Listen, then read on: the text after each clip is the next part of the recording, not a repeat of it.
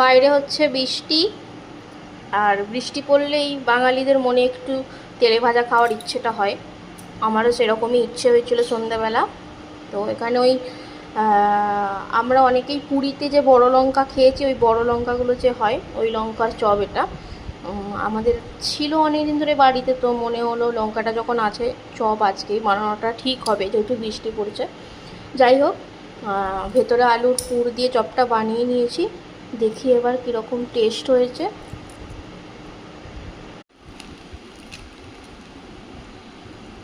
এই হচ্ছে ভেতরের কোটিং, পুরো লঙ্কাটা সেদ্ধ হয়ে গেছে।